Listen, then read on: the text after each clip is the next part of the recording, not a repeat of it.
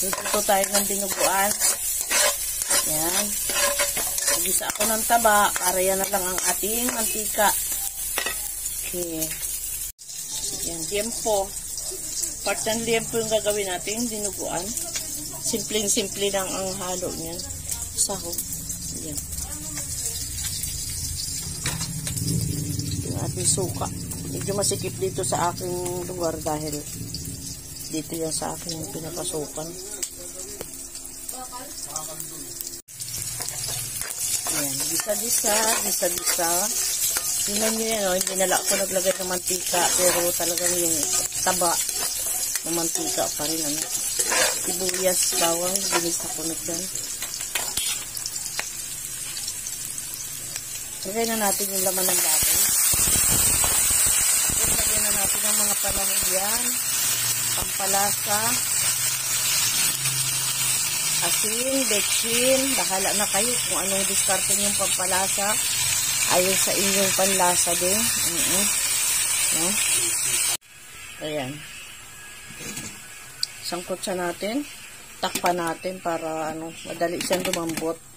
Kailangan malambot siya sa pagkakasangkot siya. So, yan, malambot na yung ating karne. Malambot na yung ating karne. Aking alagay na yung dugo. Pero, hindi ko papakita sa inyo dito sa video kung paano ko ibuhos yung dugo. Kasi diba, mayroong mga vlog na nare-restrict dahil doon sa dugo. Mamaya ko na ipakita pagka naluto na yung dugo. Okay. Yan. Hindi na siya kulay dugo. Takot din kasi ako magpakita ng kasi nagiging dahilan ng pagkapahamak ng channel ang dugo. Pero ewan ko din, basta ako yun yung kasi yung napanood ako yun. So, hintayin natin lumapot. Ito. Hintayin natin lumapot. Okay. Balik tayo ulit mamaya. Yan. Patuyuin pa natin ng konti. Maya-maya natin siya ang bilang yan kasi pinapaano lang natin yung sabaw niya. So, ayan. Paluto ng ating dinuguan. Kaya lagyan na natin siya ng sili. Ayan. May dalawang labuyo at saka yan. Ayan. Ganyan lang kasimple.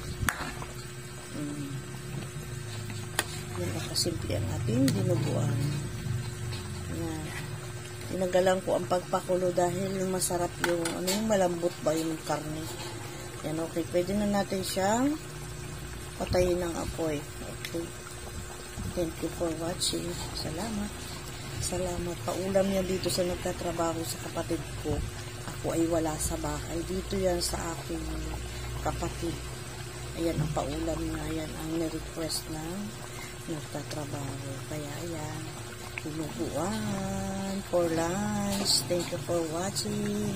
God bless us all. Thank you so much sa support.